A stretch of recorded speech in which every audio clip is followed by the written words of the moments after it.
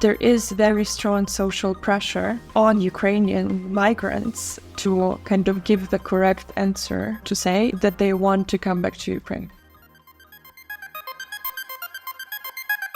You're listening to the Transformative Podcast, brought to you by the Research Center for the History of Transformations at the University of Vienna.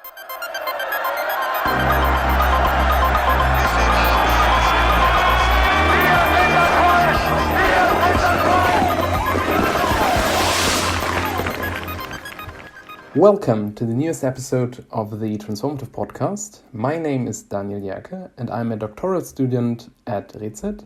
With me is Olena Yermakova, who has spent the last couple of months with us here at the Institute.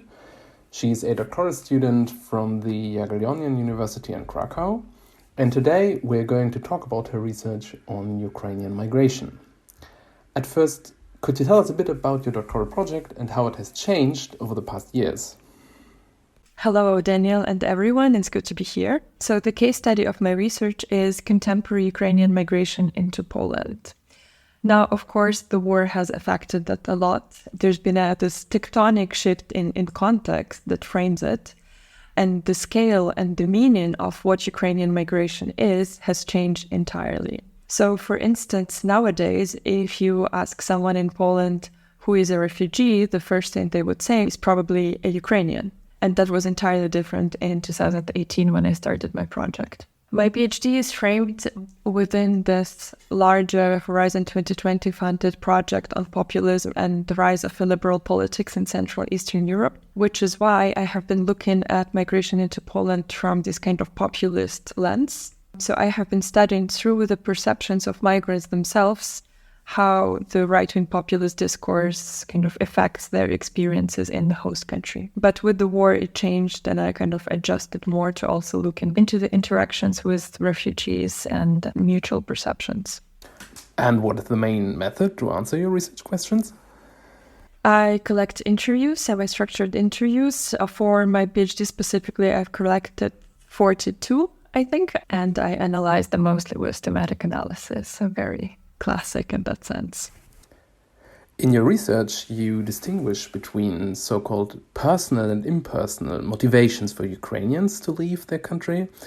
Could you please elaborate on that for us? I talked about these personal and impersonal reasons, not so much as like the push factors of why people left in the first place, but for the reasons people give about their plans of returning to Ukraine or staying abroad.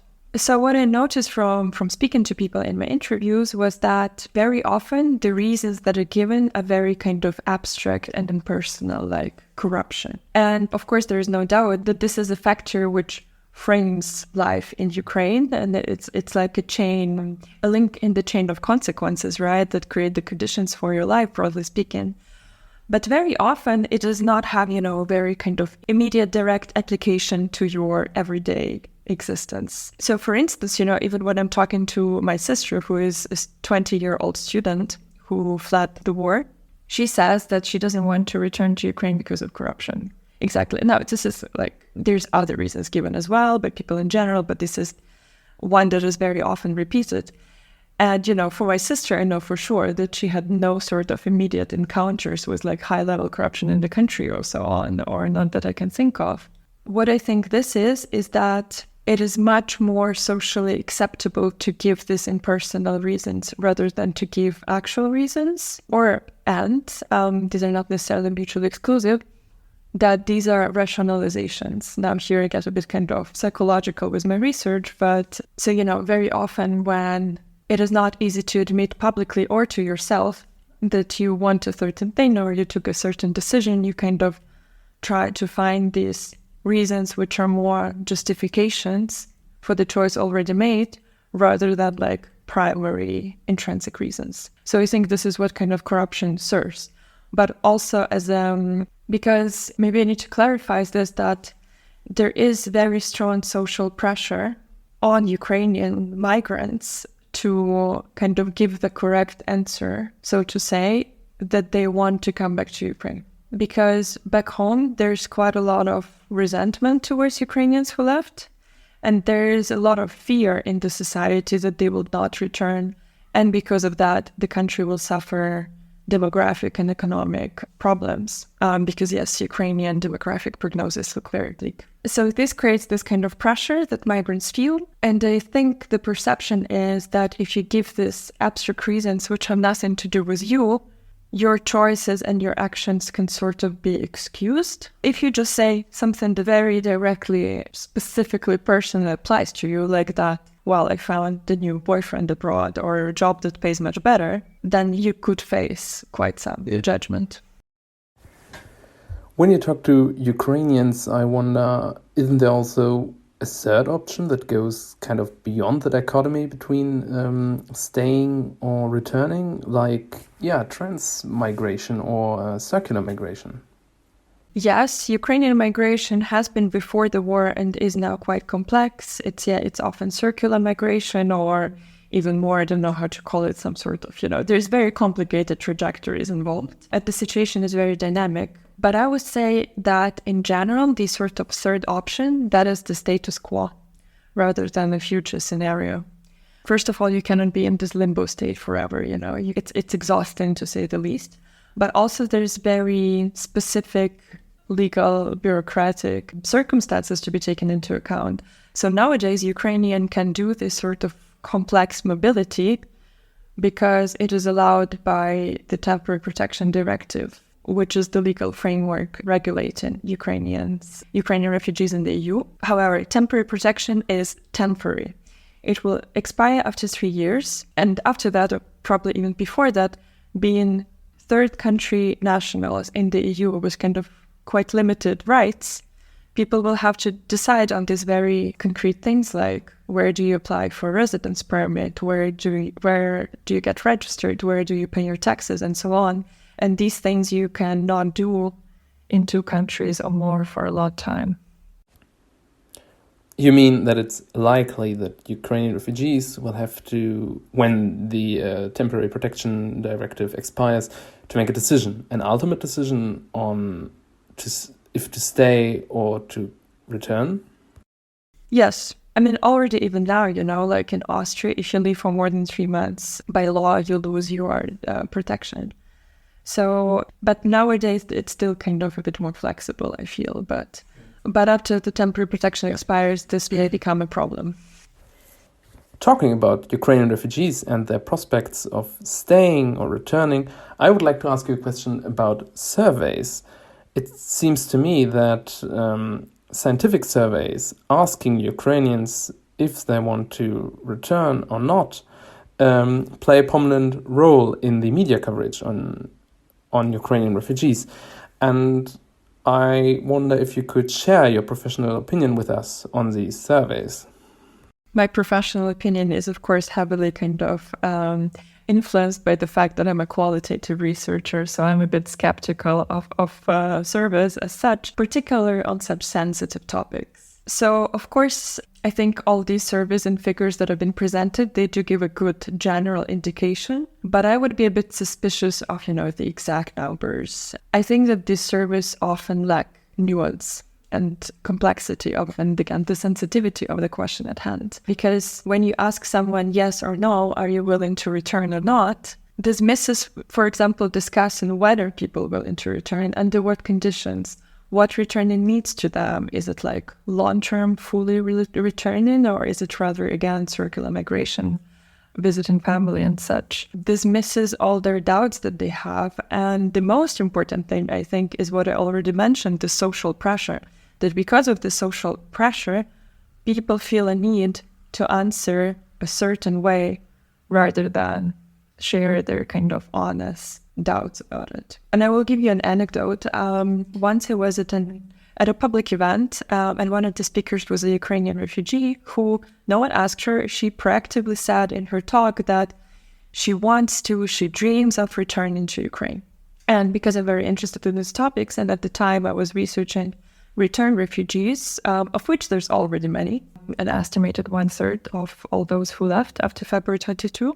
After the talk, I came to her and I asked her, when are you planning to return? Like, how did you make this decision? And she said, I want to return after my child graduates or after my child goes to university because I want my child to have a European standard diploma. And I said, well, that sounds, great. How old is your child? Is he or she in high school? And she was like, oh, no, my child is in 5th grade. Obviously, she's not planning to return until like a decade later, until which point life will be very different. So, and the conditions will be very different and so on. And these are the things that, surveys often miss out on, I think. What is in fact the government's stance on the refugees and the diaspora in general? I mean, is there an official diaspora policy in Ukraine? Well, so the position of Ukrainian government is that they want people to return. At the same time, again, this is not kind of concrete and specified. And for instance, this time last year, one of the vice prime ministers, Vereshchuk, was appealing to refugees abroad and saying, do not return until the end of winter. Because last winter, as you probably know, Ukraine has suffered massive electricity shortages due to open and critical infrastructure by Russia. If all these millions of people return, the system would collapse. So yes, I think Ukrainian government has the idea, but it does not yet have any concrete policies towards it. And about diaspora in general, so when you ask a Ukrainian who is Ukrainian diaspora, they will probably tell you it's these old guys in Alberta, Canada, who had Ukrainian grandparents who, migrated 100 years ago. This is the image of Ukrainian diaspora. So mostly people talk about these like way older migration waves into North America from like USSR persecutions. And I think what Ukrainians need to reckon with is that, that reality has changed. It's 100 years later. And by now we have many more people, refugees and labor migrants before them, living all over Europe and also North America and other places. And we need to create a comprehensive strategy to engage them. Going back a bit further in time, when you started your research 5 years ago, did the government of Petro Poroshenko have an official opinion on the large number of Ukrainians leaving to work in countries like Poland or the Czech Republic? Or did that just become kind of urgent with the beginning of the full-scale invasion last year? There has always been discourse of brain drain, even way before Poroshenko, it's been happening. And Ukraine has always been a country of emigration, not emigration. But I think it really became this urgent issue now after the full-scale war. And it has to do with this sort of perceived societal responsibility or something like that. It's interesting to observe how it changed because, before the full-scale war, if a guy decides to migrate to Germany or something and shares this with you, you tell them, "Atta boy, you've done well in life, good for you, this is the way to go, nothing good will ever happen here," and so on.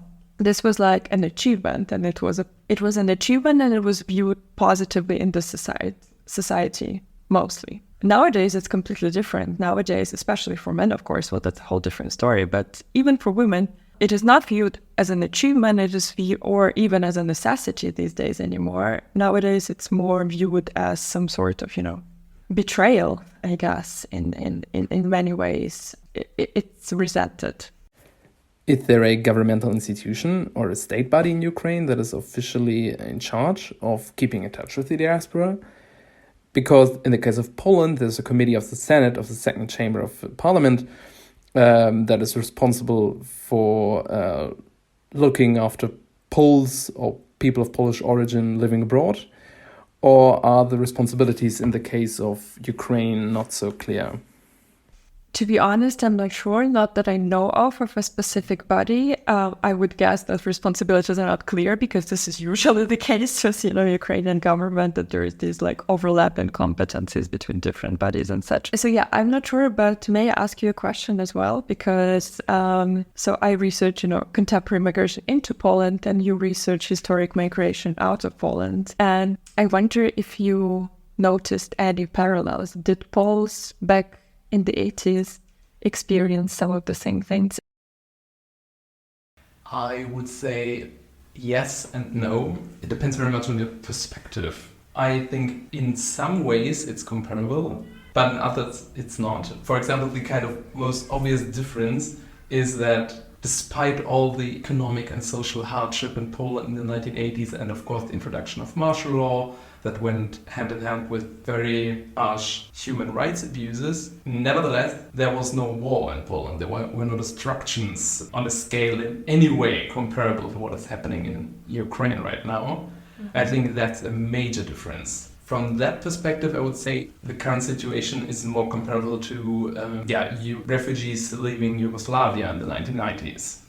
Of course, I clearly noticed parallels in some regards. For example, when it comes to Poland, for example, very vivid discussion on between all the kind of involved actors about the questions: who is a refugee? Are the people leaving Poland in the 1980s, are they really refugees? Mm-hmm. It was not only discussed in the transit or host societies like Austria, but also among the Poles themselves. Interesting. That's, I think, an almost ridiculous parallel to the present situation is that, especially in the early 1980s, a lot of Poles left their country simply by driving with their own cars to Vienna.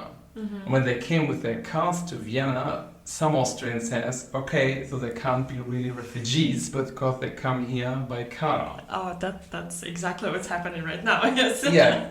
Yeah, that's what I also noticed 2 years ago here in Vienna too, and that kind of really struck me. Mm-hmm. Yeah, that's an obvious tiny parallel. It's very interesting, these sort of like constructions and perceptions of vulnerability and who deserves help and who deserves to be a refugee. And it's interesting how for the host society, it's so much easier to kind of help if you can feel superior to that person as you do that. Yeah, if they don't drive a better car than you do to the city.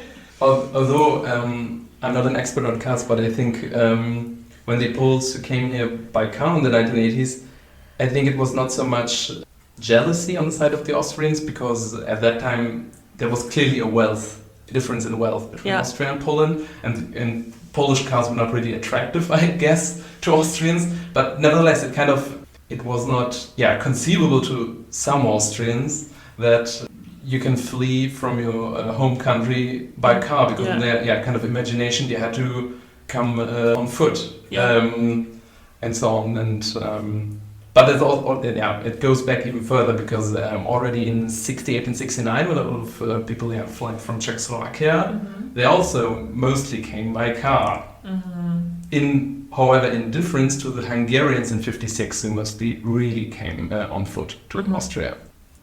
Let me just say, thank you very much.